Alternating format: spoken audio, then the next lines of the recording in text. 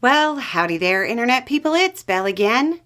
So today, we're going to talk about Ukraine, Biden, Trump, bad rhetoric, missing context, and bad information.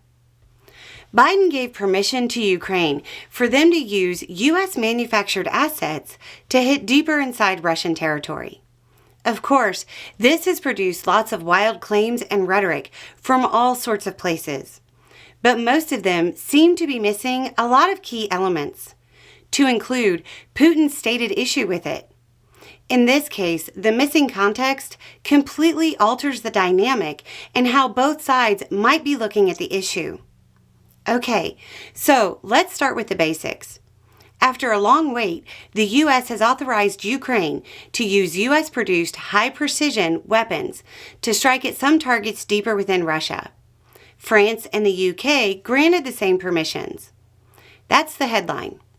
Putin obviously has an issue with this, but it's not the issue the rhetoric is pointing to or the obvious one. You would think it's the missiles striking inside Russia that is the problem for Putin, but it's not, and he's repeatedly said it's not. He's gone as far as specifically saying that isn't the issue, and that Ukraine is already using drones to strike deep within Russia, and they're doing it with great accuracy. So, what's his stated concern? Satellites and reconnaissance. Putin has stated he believes these weapons can only be used with the direct involvement of Western satellites and recon assets. To Putin, that means the direct involvement of NATO. He's been openly stating this for months. If the rhetoric you're hearing is about the missiles, the person either doesn't know what they're talking about or they're misleading you. Putin is on record about this, repeatedly. Now the question is Putin right? Not really. There are ways for the Ukrainian military to use the missiles without direct involvement from NATO. They're not as simple, but they exist. We have no way of knowing whether or not that is the method that will actually be used.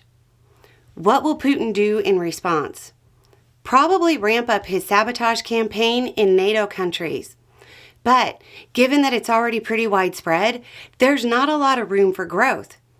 It's incredibly unlikely that Putin opts for a direct confrontation with NATO over this.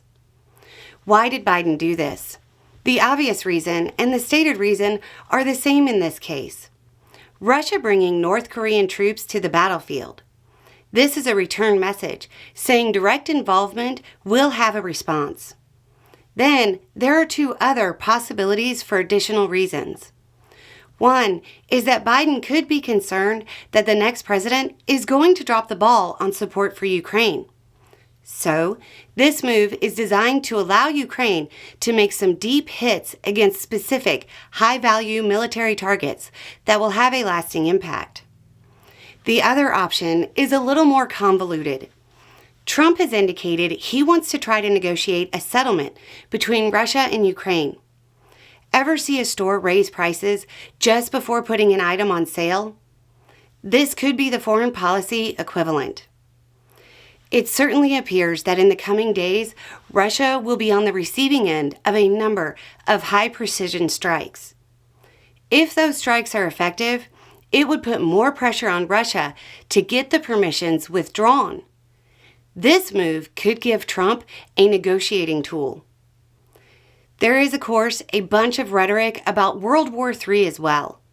At some point very soon, I'm going to put out a video about that specifically, and how that rhetoric is almost always not just alarmist and wrong, but very detached from reality. As we discuss this, it's important to remember that Russia is currently using precision-ish strikes against Ukraine's energy infrastructure just before winter. Again. Anyway, it's just a thought. Y'all have a good day.